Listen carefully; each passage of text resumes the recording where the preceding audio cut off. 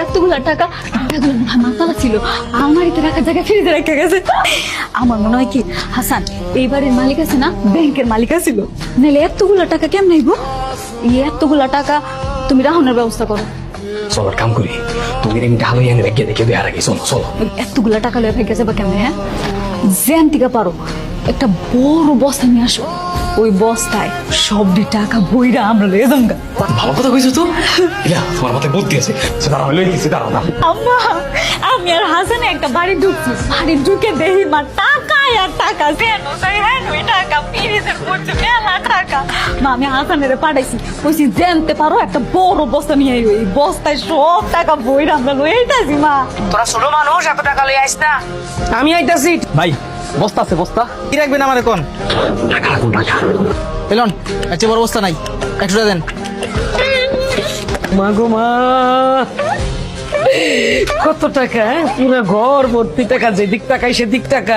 শোন, আমরা দুজন ভাইকে যাই, হাসান আসলে তো টাকাটা 3 ভাগ করতে হইব। আমরা এক ভাইকে গেলে শুধু আমগো টাকা আমগো একজনে নিয়ে যাবো। চল। তুমি কথাটা কইলা কি? এই টাকার লগে তুমি আমার হাসানের লগে বিয়া দিতে চাও, আর আজকে কইতাছো যে টাকাটা দুজনে ভাগাভাগি করে ভাইগে যায়, হাসানের ভাগ দিতে হবে না? মার মাইয়া মিলা টাকা পয়সা ভাগাভাগি শুরু করে দিয়েছে অলরেডি। টাকা কেমনে ভাগাভাগি করা যায় সেই বুদ্ধি পরামর্শ করতেছি। কলিং বেলতেছে, বাড়ির মালিকাই করছে। আম্মা তাড়াতাড়ি চলে, আমার টাকা পয়সা যা আছে সবকিছু লইয়া পিছে জ্বালাতে ভাগ্য আছে। এই চলো, বসে চলো। না না, যদি বাড়ির মালিকাই তো তাহলে তো চাবি দিয়ে খুললে ঘরে ঢুকতো, তাই না?